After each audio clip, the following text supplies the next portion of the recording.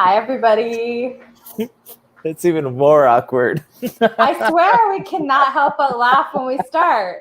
I think it's like our signature thing. I was trying to do a serious. Okay, anyways, come on. Hi, everybody. Hi. This is James and Ashley reporting live. I'm just kidding. Oh, can you imagine? If we were, yeah. Okay. Anyway, we're talking toxic relationships today.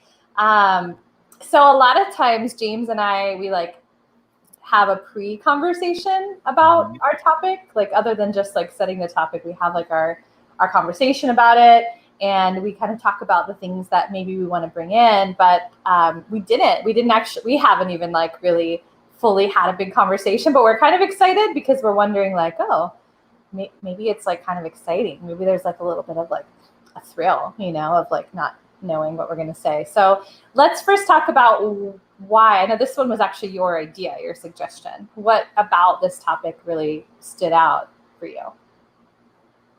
Well, gosh, that's such a loaded question. I actually had a lot of reflection, getting ready for it today. And here's the truth of what I want to bring to the conversation. We talked about, sexual assault the other week, and I felt that was really a profound and deep, needed conversation. I actually hope that we go back to it again, because I think there's a lot more to be said. But what I was really realizing with toxic relationships is with sexual assault, we see it play out in every woman's life. Every woman that we know, it's played out in their life. And with men and women, I see toxic relationship playing out in equal fields. All the men I know, have been plagued by toxic relationships, all the women I know. And we're so afraid to get rid of them in our life, or we don't know how to get rid of them, or we get addicted to them, and they kind of play out, and they kind of really pollute this beautiful experience we can be having. But the real thing that I realized this morning, when I was getting ready, is I was like, fuck, I've been the person that's been toxic in relationships before. I don't have a right to come from a spiritual high top, as we say in recovery. I've been the toxic person in relationships, and I'm still far from perfect, but I've been super toxic in relationships. I've been that alcoholic in denial. I've been that person just full of self-pity that's been really toxic in relationships. And it kind of opened my mind to come at this conversation from a different angle, where I can't sit there and just be like, oh my gosh, I've been through relationships and these are how I got out. I want to also talk about my own toxicity and warning signs of it, and when to know to exit stage left, because the truth is we are all deserving of love, but I don't think a lot of us are ready for love, or are appreciative enough of love, or we want our own dramas to play out ahead of love. And we really have to take our power back and realize when someone is in their own pain too much to attend to a relationship, if that makes sense. It does. I think I was thinking when you were talking that we probably have moments where maybe the whole entire relationship might be toxic, but moments of being toxic or little phases of being toxic. I think we're probably talking bigger scope here, but that was coming in for me when you were talking. I do think that I would love for this conversation to span friendships, romantic relationships, family. And what came in for me, and I actually haven't even asked you, I don't even know how you feel about me asking you this. Do you feel that in the first iteration of our friendship, before our breakup and reuniting, do you think that we had moments of toxic friendship? Oh my God, I was absolutely a toxic friend to you. Absolutely, 100%. And I think that if we really want to grow into our full spiritual being and our full potential, we have to recognize when we fully have failed someone or not done so great in a relationship. Ashley, towards the end, I was a horrible toxic friend for you. I'm not looking for an amends right now, just to make that clear. You already got your amends, all right? You already got your amends. No, but I want to own it. Towards the end, I was so plagued with my alcoholism and my own self-pity that I completely failed you as a friend. And I can say, I feel like I had the addiction part. I feel like it was a hard friendship for me to leave or exit. So I'm sure that I played into it. Like, I don't remember all of the different nuances of it. Like, but I do know, like, when we talk about the addiction of it, that even if it's like not romantic, that like I like loved and cared about you, and like I probably fed into it. There was probably a lot on my part that I didn't do to like allow it to continue playing out. So I guess I don't want to skip that part, because I feel like you and I are still about really fully bringing our full selves to this roundtable. And like, I felt like, okay, we should probably just like name that, like, even between you and I, we have this like beautiful friendship now. And like, that's what people see, but we weren't always like this together. It took like a separation and us doing our own healing work to come back together and like basically build a entirely different friendship. And so, I mean, I feel like that's a thing to celebrate, and I think it's beautiful, but I just wanted to, and maybe I should have, maybe that is something I should have asked you about before, but no, yeah, I just want to like we don't need to like that. pre-stage that, but no, like that's kind of the conversation I want to have with, and I'm glad that Stacey's coming on. I'm glad Renee's coming on today, because these are two voices I think that get interweave this dialogue that, like, as light workers, and a lot of people that are going to watch this podcast are light workers, we feel it's our responsibility to heal everyone. And I think that, knowing you for as long as I've known you, you felt that responsibility to heal people and stick around and really be there to like glue people back together. And sometimes the best thing we can do for ourselves and other human beings, other souls on this journey, is to step away and really let them go on their own journey. And I watch my friends just get so plagued where they get addicted to the toxicity. And so I'm hoping we can have that conversation and realize it's okay to step away. It's okay to free yourself from that. You're not responsible for anyone else's happiness. And I watch so many men and women think they're responsible for someone else's. And I just got out of a toxic relationship. You know this. And it's so weird to be on the other side of it, to be finally completely at a healthy spectrum, and be like, this is fucking not good. This is dark. There's no winning in this situation. Like, I was with a complete narcissist. I know that we're both doing a lot of learning on that topic. I think that our guests can bring a lot of to it, but like, I was trying to heal a narcissist, and it was a lose-lose situation. But for a long while, I didn't know how to let go, So we're not responsible for anyone else's happiness. So I hope we can have that honest conversation. So what comes to mind for you as we jump into this topic? Okay, because I feel like we've talked the friendship, like, but just between you and I, we've named like the romantic side. And I mean, I think like you more than anybody know the majority of my relationship history. And I'm sure there's probably one person that we can both think of that was my like probably standout toxic relationship. And then, but I think the family thing of the toxic relationships gets a little complicated, because you're not going to as easily maybe exit if it's sort of like a blood relative. And so I know that I've been navigating some of that work. I feel like I'm not ready to fully like talk about every aspect of it, because to sort of honor the family member, but on my own, like, I'm actually in therapy, sort of doing the work to be like, okay, well, what boundaries do I need to have within myself? Or if I change how I show up, how I view this, how, sometimes even having conversations with myself before like family interactions, to basically have it not feel as toxic to me anymore. And you always say, like, I can only be responsible, like my side of the street is clean. And so I think that that's at least the work that I've been doing with family. I know other people it'll be so terrible that they have to fully remove themselves from the family situation and not see family members. And so I do think that can be a really sticky one, is when it's somebody that is a family member or somebody that you're related to. What comes in for you when I say that? Well, full disclosure, I have fully separated myself from the family unit, and you know this. And that was a long struggle, and it took getting sober, and it took really doing the deep work. And full disclosure, again, like in recovery, there's a lot of pressure to mend those family relationships and make them work. And I think just overall, there's that stigma that like, it's blood, you have to stick with blood. And I believe that to some extent, we're born into like a family for a reason. I believe you also find like your spiritual family, your chosen family. But it was a 20-year struggle of like feeling like I had to be a part of a family and like kept going back to it like a magnet. And it took getting sober and really doing the work to realize like this isn't working. This is making myself sick. This is making the rest of my family continue to be sick. There's no eye opening here. This literally has the capability to kill me spiritually or even physically.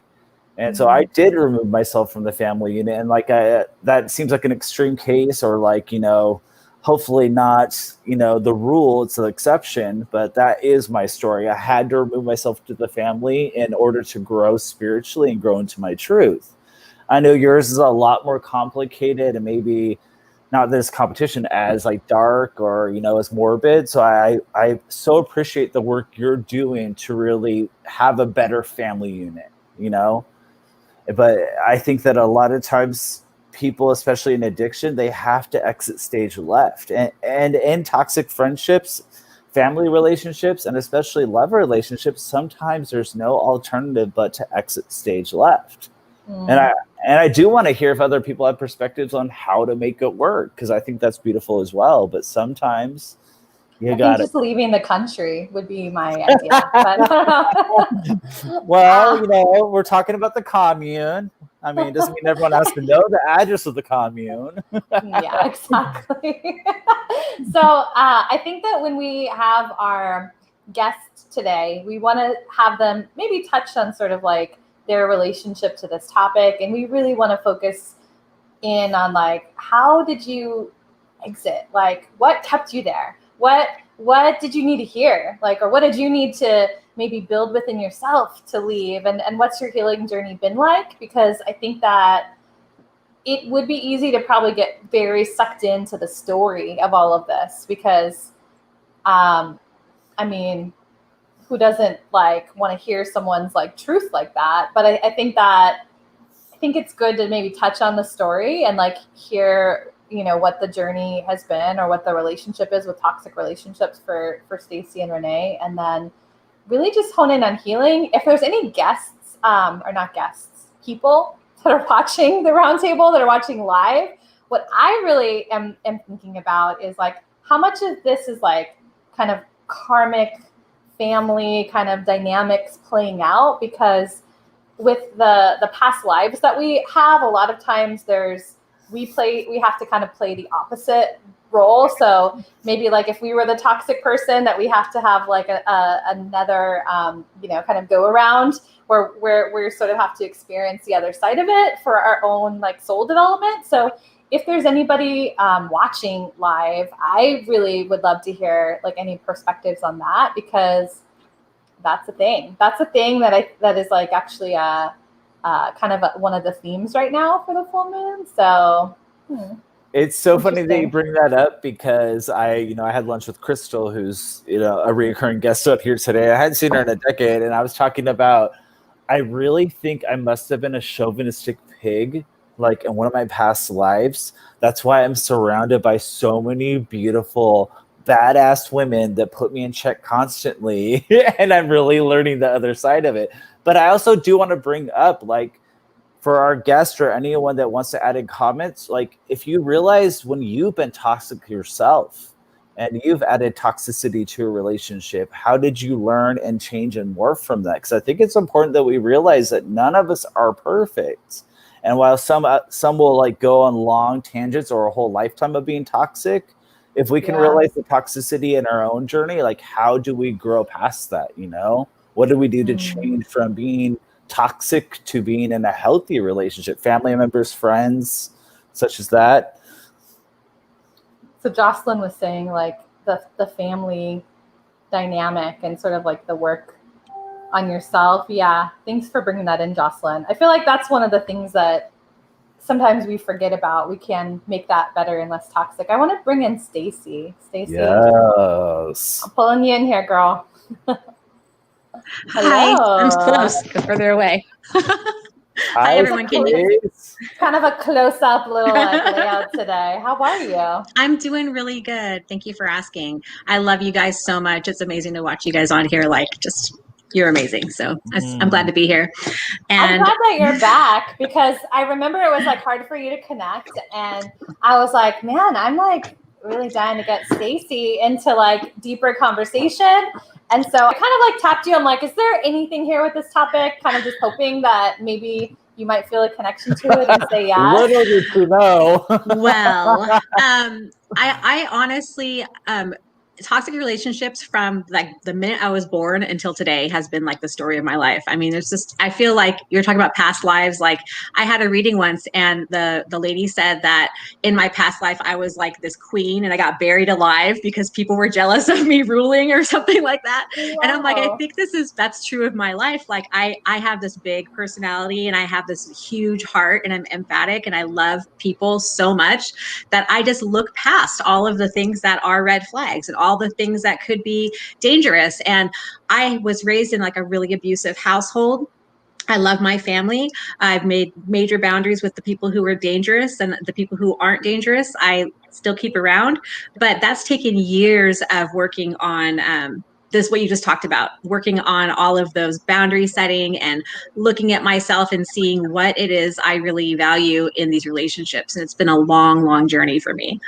It's just changed every couple of years. It's different. I mean, I have 2 ex-husbands. I have 4 ex-restraining orders. I have 3 kids from 2 different dads. Like I have a huge history and that story is not me, you know, but I lived so many years in that story of, oh, I came from this alcoholic abusive home. I was sexually assaulted and molested as a child. All of these things were like my story and made me small. Like I lived so small underneath that story of this is what happened to me. I'm the victim of these things. And don't you know, treat me different because I'm a victim. But I didn't know any of that. It's the unconscious part of me that was just reacting to life. And let's go deeper into that. You're saying something so important. Like okay. Tell me about what happened when you became aware of like the story of you placing yourself in victim, or even how you flipped that and changed that story. Because this is like really big what you're saying, Stacey. Well, I've been in therapy for trauma and PTSD and the sexual abuse for about 5 years now, right? But in sobriety, being in recovery, 12 years into my recovery, I finally admitted that about the sexual assaults and the like the family incest in my immediate family that went on. And so that was from the time I was 8 until I was like a teenager. And so I didn't know that any of that was even affecting me. I had told myself, I'm over this. Like, this isn't bothering me anymore. I forgave all those people. I was just a kid. It doesn't matter.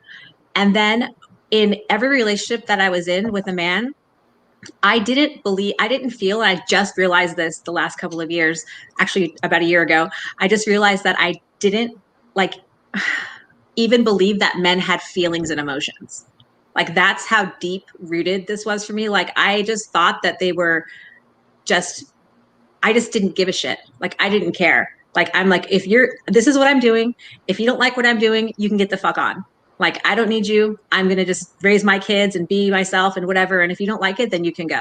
And I think that split of like emotionally being able to disconnect helped me to stay in those relationships longer because I could handle so much pain. Like I could be in so much emotional pain and just live in that space of constant pain and not really even realize that I was there until I was out of it. And so it's taken a lot of therapy to unpack one thing at a time. It's one story at a time. My therapist and I sat down and I wrote out actual stories of like incidences where I was picked up as, I was 12 years old at the pool hall, picked up by a guy that's 25, taken back to his house, had sex with him in the car, like all these things that went down, like as a child, being abused by older men, like I didn't realize that I carried all of that into my adult life, in my relationships, in my marriages, as a mother, all of those things. I just told myself that was when I was young. I was on drugs and I was loaded. Like I'm not that person now, but it totally affects me. And it took being honest about that stuff and realizing that even though I was a child, I still placed myself in that position over and over again. and I had to take responsibility for it. And that was the first thing for me, was taking the responsibility for what I was doing. It sounds like inner child healing is sort of like going back, right? And kind of, because I'm doing that kind of work now, girl. So I'm like, deep. It is like hard and heavy. And my story, I know that I don't even want to I feel like sometimes I try to make my story like insignificant because it's not an extreme like yours, but like that's like one of, I feel like the ways that we avoid it, one of the avoidance techniques. But yeah, like I feel like one thing, James, I'm curious to hear your thoughts, but like one thing that I just want to bring in that I use with like my coaching clients sometimes, like around flipping from victim, that I think might be like a helpful tool, is called the empowerment dynamic, and it's called TED for short. And so it's the drama triangle, where you guys can go look it up on YouTube or something. But when you're placing yourself in the place of victim, it's like the upside down triangle where you have no power, everyone is doing something to you, right? Yes. It's sort of pointing fingers outside of you, but the empowerment dynamic is flipping to like, it turns into a right way up kind of triangle. And so you're at the top of the triangle now, and you become the creator of your story at that point, where there might be challenges that face you and they might come at you, and that you're not waiting for anyone to save you. You're not blaming anyone else, but that it's really putting yourself in the place of, these things have happened or are happening, and what am I going to take, and what am I going to do with them? And so that's what I'm hearing you say. And I think that I had a real shift of like seeing myself as a victim for the first time when someone was explaining that to me. So I just wanted to share that in case anybody, might feel called and maybe need to like pull themselves out of that victim story. So one thing I kind of want to say to Stacey real quick and see if she gets me on this, that I really have come to realize, Stacey is, far, has many more years on the sobriety journey. I've always looked up to her in that aspect, but I realize in my sobriety journey that I've always equated being in love to pain, and that there was going to be a pain attached to it. And I always thought, watching my parents, who are both active addicts, in their element, that, relationship was pain. For me, I always pulled away from that because I didn't want that pain. I always equated love to pain. And what I hear from Stacey is she equated Dove that right in. yeah, right. Like, but you accepted that these relationships, they were meant to hurt, right? Like these marriages that have exhausted themselves now, they're meant to hurt. And you accepted that, oh, I'm supposed to hurt because I'm married. I'm supposed to hurt because I'm with a man, and a man doesn't have feeling. Man doesn't have care, because I've been hurt by so many other men. I've had an example that men just don't care. If I'm going to be with a man, I'm going to get hurt. And for me, I repelled myself from that. And that's the toxic nature within ourselves. That's a piece of ourselves that's not healed, that we think that if we're going to be in a relationship, it means pain. And I've come to realize that being in a healthy relationship, there's going to be scodes of pain. There's going to be trials of pains, but it's not supposed to hurt all the fucking time. And it may sound simplistic to a lot of people, but that was mind-blowing for me, that relationships weren't constantly pain or sorrow or tugging or a struggle of power. That was really revolutionary to me. I don't know if you can relate to that, Stacey, but that really rocked my world, to know that relationships and marriages and being with someone didn't equal a daily pain. Yeah, I can definitely relate to that. And getting to that pain point inside of me, like really accepting that pain is so deep rooted. It's not even about the person. You could put a different person in that spot in the relationships. It's the same outcome because I'm there. And so it was really having my therapist. She said to me, when I told her one of my stories, she's like, I'm so sorry that happened to you. Like, I'm so sorry that you experienced that.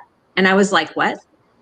Wait, somebody's actually acknowledging that this happened? Like, that was what really, like, the awareness of like somebody saying, I'm so sorry this happened. That shouldn't have happened to you. And that's what got me to really start to love myself and like take care of myself, because I didn't like the inner child work that Ashley was talking about. Like, I didn't believe, I thought it was bullshit.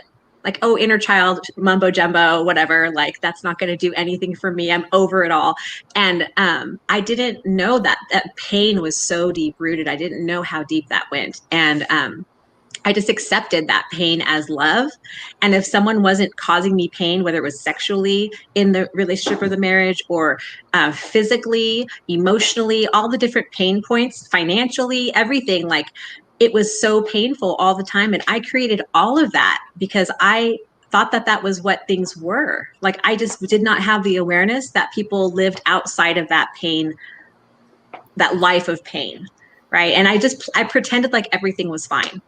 I just lied to myself every day and did what thought I was supposed to do, what my family tells me I'm supposed to do, what what I learned as a kid, what I was supposed to be, how I was supposed to act, and just avoiding the truth for years. And yeah. So does it make sense to you that like you and I both have this rule that, you know, to be with someone was going to be painful. So we allowed those people, those narcissists, those abusive people into our life because we thought that's what we were going to end up with, you know? So it's like the laws of attraction, you know, you concentrate on it and it shall come. Does that make sense? Because I've realized that in my life until recently, until I started leveling up, I thought that a man or a friendship or family was going to equal pain. So I attracted those relationships of pain, those like karma relationships. If somebody treated me well, I ran the opposite direction. I'm like, right? No, this isn't real. See ya. You know, like you have to be a total piece of shit to like want me around you. You know, that was like, yeah. And I would always say like, oh, I walk into a room, I pick the sickest guy in there. You know, because I think I can help you and heal you. And oh, I look what I've done with my life. I can be this person to show you how to do your life. You know, and like that's just so sick. You know, like it's so toxic. And I had the story of I'm the victim, but I was really the one creating all of that in my life. And it's all the unconscious creation. It wasn't conscious. It was just really that story and that whole dishonesty to myself for just so many years. But see, here's the kicker, and I want to get your viewpoint on this, Ashley. Like you and I have a long history of sexual abuse, mental abuse, physical abuse, but I find that this happens in women without that history as well. You know, where they're almost integrated that like if you're gonna be with a man, prepare to be hurt, prepare to there to be mental disability, or like you know this like whole tug of war. I mean, I know we want to talk about the full encompassing like family friendship dynamics, but how do you feel about that, Ashley, with your own weaving and woving of past relationships? Well, I feel like it's created in our culture because everything around us is telling us that we're not enough. And that's like the biggest thing that I hear being in these like intimate conversations is that in some way that exists like within all of us at certain points or to varying degrees, unless we do a lot of heavy deconditioning sort of work. Because if you think about all the advertisements and all of the media, it's really telling us to define ourselves by these things that are outside of us. And so I feel like that relationship is a part of that, like finding somebody that, I don't know, that maybe like tells us that we're pretty, that, you know, gives us attention, that might make us sort of feel a certain way because this is where we're supposed to be at in life. And I don't know, I feel like there's almost like a kind of a cultural thing. And you even brought up like the whole thing with how toxic relationships in media and movies are kind of like romanticized and right? Like it's well, like, I mean like because it's like hot afterwards and it's like weird, but right? Here's the thing, guys. It's only hot for a minute afterwards. Right? I feel like on my new like sweaty session afterwards, like right afterwards, my experience, it's not hot afterwards, all right? But yeah, like that like toxic, like, you know, Harley Quinn, Joker, like the whole you thing, and it's meant to be entertainment. But here's the thing that I really learned. I was so busy chasing those breadcrumbs that you're talking about, Ashley. Those like you're attractive or like, oh, you're something in this life, like that I didn't realize I deserved the whole loaf. I was so chasing those breadcrumbs that I didn't realize I deserved the whole goddamn motherfucking loaf. And it wasn't until I got sober and did the spiritual work within, I looked inwards, that I realized like I don't need someone to tell me I'm hot or someone to make me feel safe for a week or a month. I need to feel safe within myself and I will attract that safety. I need to feel love within myself and I will attract that love. So it was absolutely that whole I was chasing breadcrumbs, so that's all I ever got. So Stacey, I know we have Renee coming in the next few minutes. Is there something that, I mean, I definitely hear you saying when you didn't want to be the victim anymore, when you named that was a big thing that got you into a different perspective. Was there something that you needed to hear, something that you wish that you would have known, like anything that you think would help somebody that's in this position that you'd want to share with them? Well, I mean, you talked about the cultural thing. And for me, being a woman, I was always told that I needed to have a man in my life or a partner in my life to be fulfilled. Like there was always like, oh, you're not going to catch a man by doing this. You're going to be an old maid, and all these different things that were just told to me as a child or as a young person. Find somebody soon. Like, don't worry. Right? Yeah. I'm sure the right guy will come along soon. Yeah. Right? Yeah. Like, really? It's like I just want to say, like, you don't need that person. There's no person outside of yourself that's ever going to make you feel complete in that way. Like the only way that I'm going to find the person that's for me is to be complete with myself through spiritual study, meditation, through my prayer work, through that dark work. And I have a book that I'm reading right now, and it talks about like getting down to that darkness. And that's really what I'm working on, is like, I have to go and do that shadow work before I can actually start to heal into the light, because I can do all the positive affirmations I want in the world. But if I'm just putting that frosting over the piece of shit, it's still a pice of shit in there. You know, I got to get down to that inside, you know, like it's not a cake. I got to get inside that filling and really get that void filled with my inner resources, my inner spirit. You know, it's nothing outside of me at all. And I always was taught like there's this sky daddy who's going to like save me, and I have to go have that relationship, and I'm a sinner and I'm horrible and all of these things, and I'm evil, and that's just bullshit. You know, that's not true. And I just had to completely say, like, this is not true for me. If that's what you believe, then go feel sorry for yourself and whatever. And people in my life are angry because I'm not sad about some things anymore. Like I get past things. I have no guilt or shame about things in the past, and it upsets people, because people that aren't well want you to be sick with them. They want you to go in that dynamic and not change that dynamic of the relationship. They want you to stay in their little place, because if you were to change, the whole dynamic changes. So I just had to know that I don't need anybody to make me okay. I until I'm okay with me, I can't be in any relationship, not even with my coworkers. Even that type of relationship is going to be crappy if I'm not happy with Stacey, with myself. So like Wayne Dyer always says, we don't necessarily attract what we concentrate on, we attract what we become and what we are. Yeah. And so if you're not lovely and amazing, don't expect lovely and amazing. It's about like leveling up. And so if like you feel like shit about yourself, you can put on as much makeup or designer clothing as you want. It goes the same for us. Not only are like we trying to make someone else look like, a delicious cake when they're a piece of shit with frosting on it. It's the same for us, until you level up within yourself, you're gonna attract more of that shit. Yeah, you lick that frosting off the top, it tastes good, but after a while you get to the real shit, Well, thank you. Yeah. That's all I got for today, guys. Thank you so much. Our little clip that we share with people afterwards, but I'm really grateful for you. I feel like you were the perfect person to join us today, and I'm sure that we'll have you on for a bunch of other stuff. A million things. I'm here, you guys. I'm here. So. And you look fabulous, honey. By the way, I haven't seen you in person, but you look fabulous. I can tell the inner light is shining, and I love you to death. I appreciate it. Thank you so much, guys. Bye, babes. Okay, bye. So Renee, I'm gonna pull you in now. All right. Thanks for waiting. I know. Hello. Hey, Nene. You look fabulous. Are you muted? She now frozen and muted. Oh, I don't know. Look at that. I'm unmuted. Yes. Better? Yeah. There we go. Okay, Okay. so Sorry, I was making noise earlier, so I got muted somewhere along the way. Sorry. Story of my life, Nene. I was just trying to set the thing. Okay. so tell me, like, I feel like it's freezing in and out, but I feel like the universe might like smile upon us and sort of like help the connection.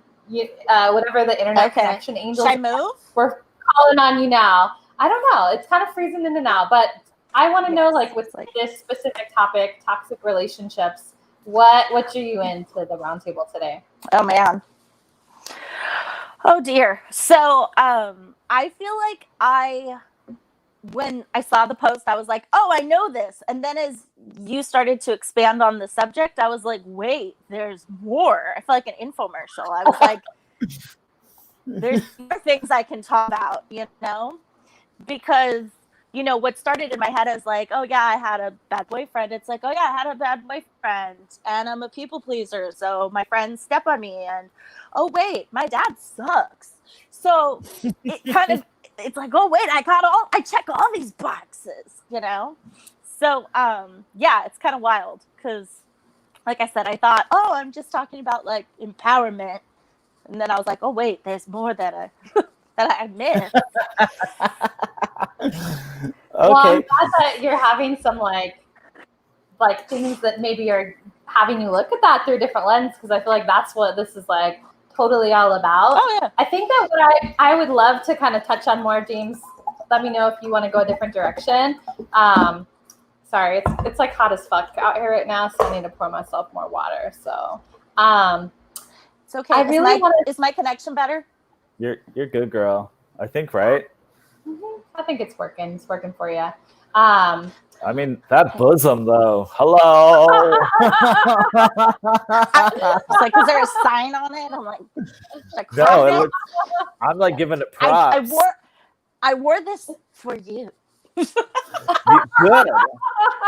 All of now this. I feel like some like Donald Trump pervert. Like, are you gonna wear low crop tops for James? It's weird that you're doing it for the gay co-host. But anyways, where'd you want to go with this, Ash? Sorry, her bosom distracted the whole conversation.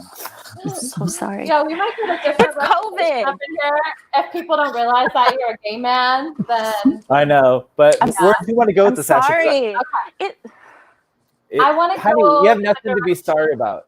Go on. Sorry. I want to go in the direction of the after, like, right? Like, it's like, how did you leave? Like, what was the thing that helped you finally to exit and to stay away? Because I feel like these toxic, especially romantic relationships, tend to have a lot of in and out, right? A lot of getting back together and breaking up, right? So tentacles for sure. Interwoven shit, yes. For sure. I think for me, sorry, what I was trying to say is because of COVID, I don't get to get out much. So for you guys, I put myself together. That's where I was going earlier before. You don't need to explain yourself. Anyways, I'm here for it. I'm just saying. So anyways, what happened, I think for me was like, over time, I was able to put distance, and over that distance, I was able to realize it was going to be okay. Because I had a lot of issues with fear, because it was a control thing. Like, they knew where I lived, they controlled my website. There was a lot of things where it was like a power play.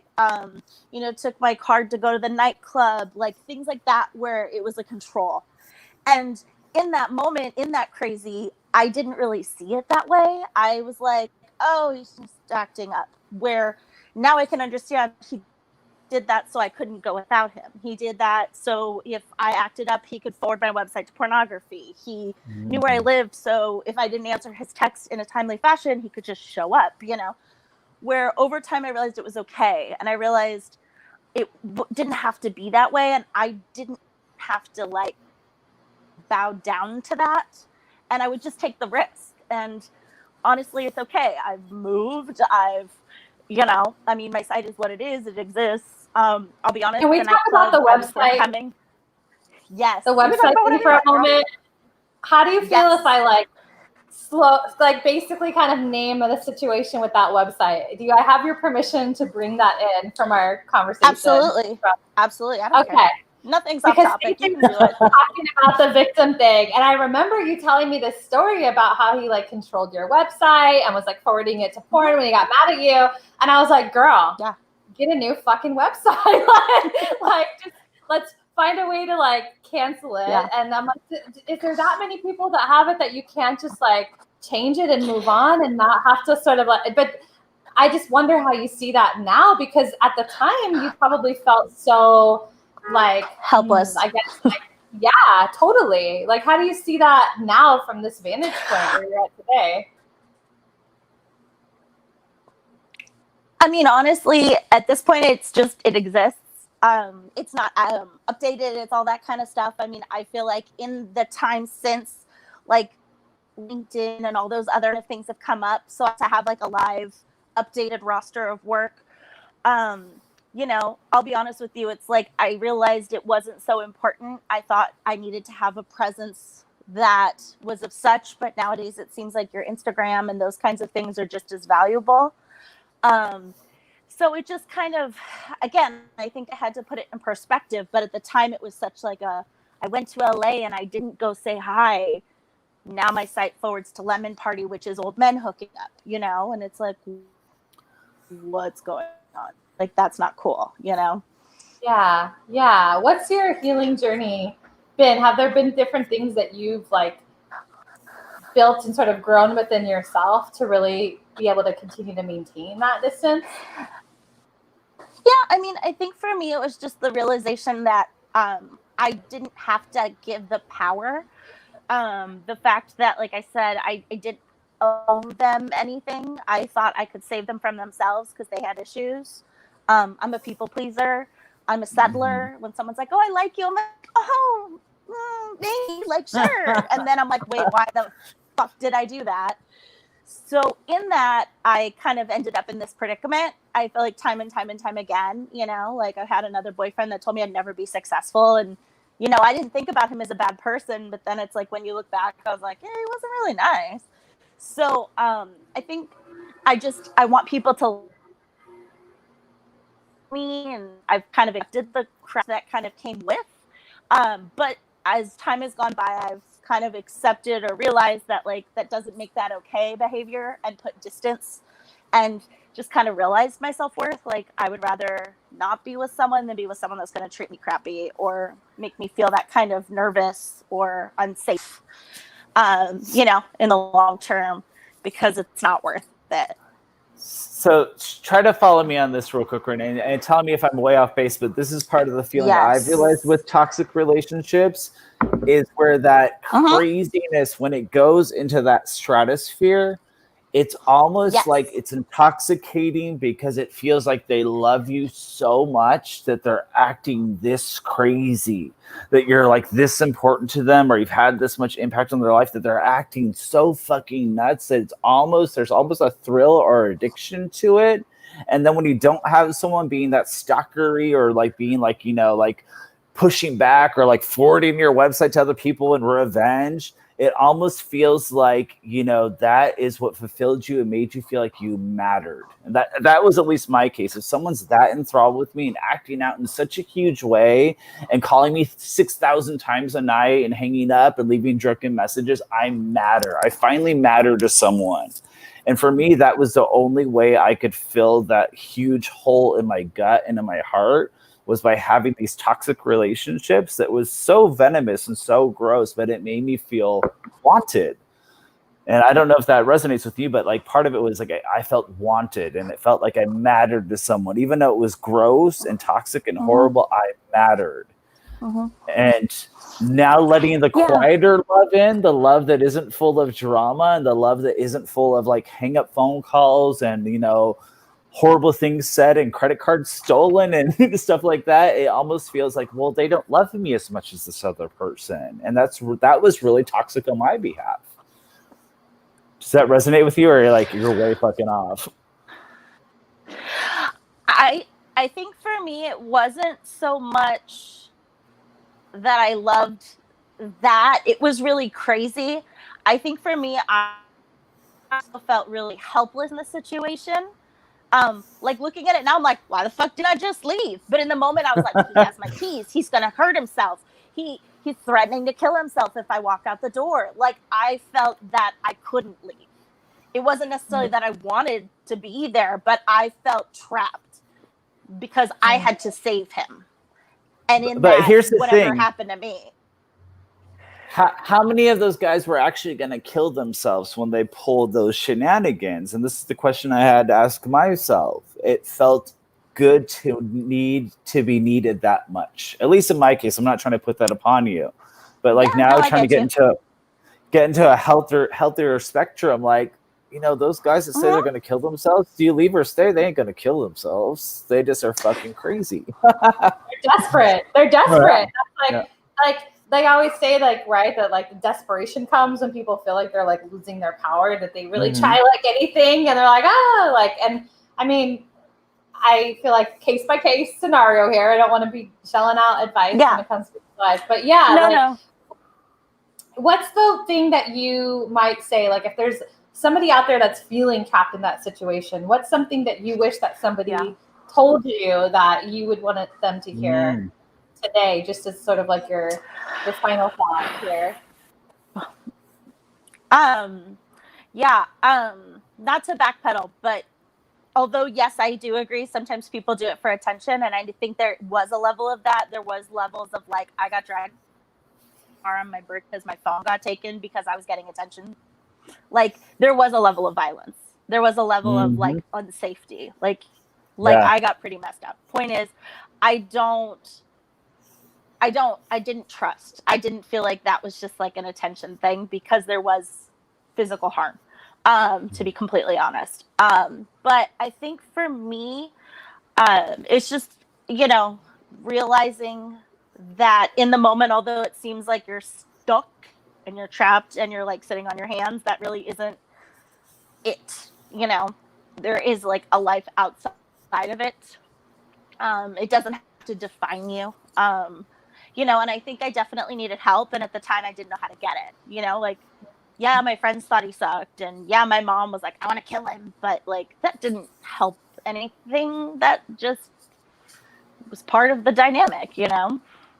Yeah, that's a good point. If anyone that's listening does have like resources that they know about, or if you guys, either Stacy or Renee, know of any resources, I feel like I'd love to include that in the show notes, like when we post this recording in our podcast, so that if someone's listening and they do feel like they don't really have anyone to go to, that I guess I just wonder if we sort of crowdsource what kind of resources we might be able to put into the world for people. I mean, I personally had gone ahead and like someone had given me a contact, and it was like a women's thing to kind of look into like my rights as far as like my website, getting a restraining order, and doing all that kind of stuff.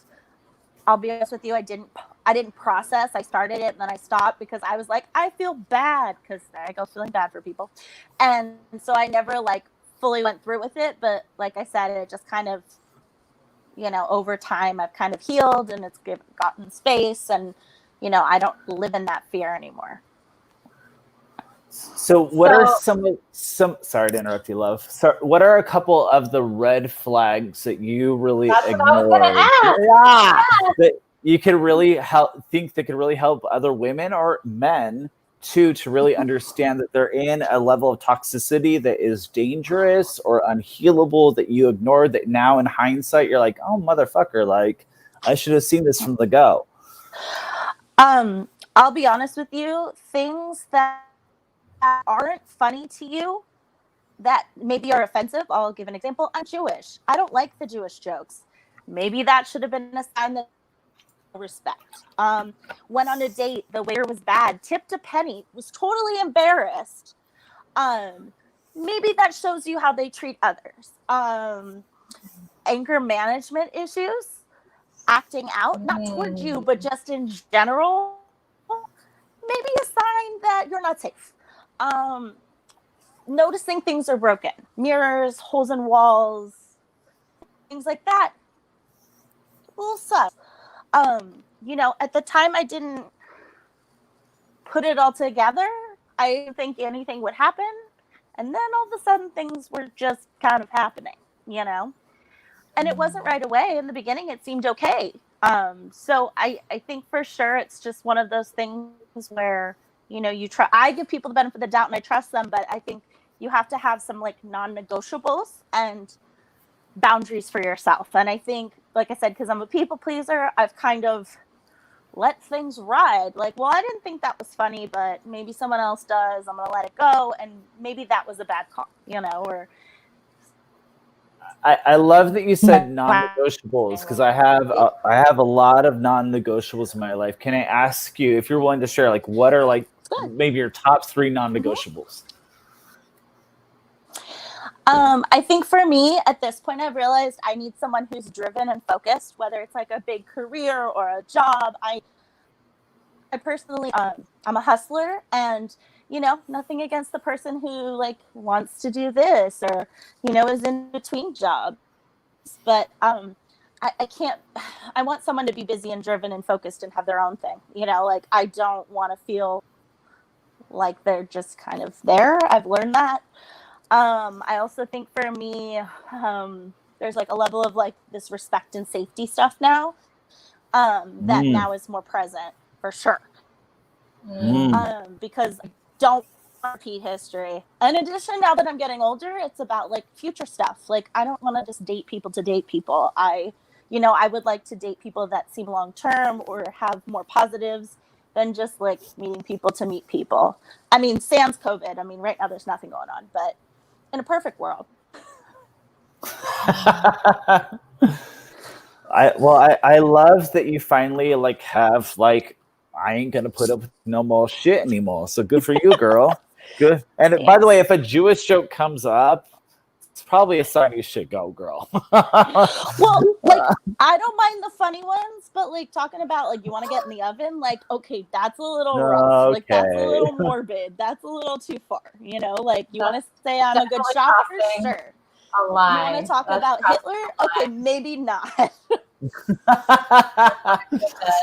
Well, thank you for bringing that in, because honestly, some of those red flags was even like giving me like insight into like, oh, like there's definitely all these other relationships that I'm like, oh, yep, definitely multiple toxic relationships romantically. But we're getting close to the end of our time, so I just wanted to thank you and really, honestly, I just appreciate you bringing like your full story and your full self. Of course. People, I really appreciate you. Of course. Yeah, I would just say like the going out is like, you know, just understanding like sometimes people are the way they are. It's not anything I per se did. But it's kind of like what you choose to do with it. Like my dad sucks. I have low expectations, knowing my dad is not, he's going to say he's going to call me back tomorrow and he's never going to call me back. You know what I mean? Like you kind of have to set those boundaries and those understandings so you're not let down, you know? So, expectations are a motherfucking joy killer. Absolutely. So yeah. And COVID's been good for friendships in regard to you talking about friendships. Sorry to backpedal. But like I think putting that distance, you realize like, oh, I don't need that, or oh, I don't have to hold that space for someone who just used me to go to a nightclub or just used me as something to do. That's so true though. I mean, COVID has really revealed every spectrum of relationship in my life. Healthy, good, bad, on its way out, on its way in. So yeah, COVID has been a blessing in that respect. You're absolutely correct. Well, thank you, Renee. Thank you for having me. Of course. Love you guys. Thank you, love. Bye. So there's some really good comments that I wanted to bring into this. Like Stacy dropped a few in. So she's saying, in order to leave, I had to search myself to finally get honest about what love means to me. Love needs to be safe. Love is not coercion or control. Cruelty is not okay ever. And then I saw Lamont chiming in, and he's saying that with a lot of people, their definition, it says within many people's definition of love, violence is usually not present. Constant disrespect is usually not present. Feeling low is usually not present. And he's saying that these are things that you can start to kind of like maybe point out and not just be, I think sometimes people quiet themselves is what Lamont is trying to say, because we just want to let our friend kind of live their life, and we don't want to be the person to say anything. But I remember like I had a friend that was going to get married to someone, and I spoke my truth, and I was like, they didn't end up getting married, not just because of me, but that was fucking hard. And I had to sort of like say my truth from a place of love, and then just realize I needed to love my friend. Stacy's red flags, like there's some like gold in these comments right now. She was saying lying, cheating, controlling, calling women bitches or hoes, hating their parents, not having their own friends, needing constant attention. Really, really good ones. I like definitely realized, and then Lisa as well. She's saying that sometimes people just don't understand, like how hard it is to leave sometimes. That you have to be ready to leave, because as much as other people see the toxicity, like you have to be ready to own it. And so I wanted to bring hers in. That's such a, I have so many feelings about that comment, and I respect it fully and I understand it, but I feel it's almost, if someone of love and integrity is trying to point that out to you, if you want to be a healthy individual, you maybe should hear it instead of being like, you need to wait until I'm ready to hear it. Because I mean, the truth is, when I was in my spiritual sickness, so many people tried to sound the alarm of so many situations, but I would not listen. I know what you're saying about like trying to tell someone that you love that they're in a really bad relationship. You know, a friend of mine just went through a relationship breakup, and I took the risk of sounding the alarm for like a good 6 months. And it's always like, you're afraid, like, oh my God, if they stay together, you're going to lose out in the friendship. Like I'm going to lose this person because I don't like their partner. But the truth is, if you really love someone, you have to sound the alarm. And that's not to be judgmental of someone else's partner because you don't like the way they dress or because they're fat or a slacker or some weird thing like that. It's like when you see someone really hurting, you got to sound the alarm. And that goes with friendships and like family relationships too. So I think that I'm also kind of hearing within all this is that like, it's really important to do the work. Like when you're not like, if you're in between relationships, like do the fucking work, like on yourself before you get into the next one. Because I think you do start to feel kind of entrenched in it and addicted to it. And any kind of addiction is like, it's challenging. There's all these receptors in our brain and hormones that are released that like, it seems like if you're finding yourself not in a relationship and you know that you have a history of it, I feel like this is like the invitation from the universe to like do that work and dive into the work before you enter into something new, so that you can really have that like, I think really clear sense of what you're going to allow, what you're going to maybe even participate in. What are you thinking? Well, just to piggyback off what you were saying, and what's really resonated throughout this conversation is we're almost programmed societally that we have to be in a relationship, or we have to like have these close bonds with our family, no matter how toxic, or we better have like a large group of friends, or we're losers. And I think there's so much power in spending time really getting to know yourself and respecting yourself, and whatever your higher power, whatever your spiritual connection is, really tapping into that. Because once you do that, like, I think there's so much power in being alone after a relationship. I watched so many of my friends jump from one to the next. And there's so I much was probably one of those friends in my you were. You were. But I mean, the truth is that you got in a healthy relationship when you spent some time with yourself, correct? Yeah, I mean, I remember getting to the place like between like the I guess the space that existed before I met my now husband. I remember like looking at these like goals that I had and realizing that all of them had a man attached to them, like a condition that I had to meet in order to have kids, to have a family. And as soon as I was like, you know what? I can do all this fucking stuff on my own. Like there are ways to do these things on my own. And I am not going to really allow like all of my happiness and all of the success and the things that I want to be built on a man. Of course, that's when he showed up, because I think that I was finding that wholeness within myself. I wasn't seeing, like, I think that like the other half kind of thing, it's just like, I don't really like that phrase, because it's implying that we're incomplete without having a partner. And so I feel like I was able to step into that relationship in a different way that I had before, because I had made that choice from the personal development work I was doing at the time. Well, again, I mean, not to harp on this, but Wayne Dyer forever, and I know you bring it up a lot too, the whole, you attract what you become. And I think you finally separated yourself and became love, and you became courage, and you became family vibe within. And so you attracted love, and you attracted a courageous man, and you attracted family. And I think so many of us like go to people trying to find that feeling or that vibration. And when we do it on our own, we attract it naturally, because it is law. It is the law of the universe. And I just watch so many of my guy and girlfriends do that, where they're like, oh my God, I have to find this through someone. And it's when you stop and find it within yourself that it all blossoms around you.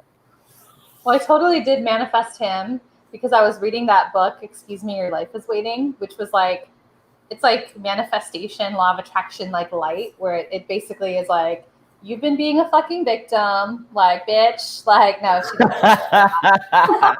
But it was basically like the first taste of like realizing that, like, of being a point of attraction for things. And there's no coincidence that like I had those realizations at the same time I was like reading that book and stepping into that journey. The other thing that comes in is I think this would be really good, and it's been something I've been thinking about as I think sort of make different choices in my life in terms of like who I want to be, because a lot of the stuff that I'm into with my business and my spirituality and stepping into the channeling, not everyone agrees with that. Not everyone is going to agree and be like, yeah, that's a great business move and life move for you to own that part of your truth and your gifts.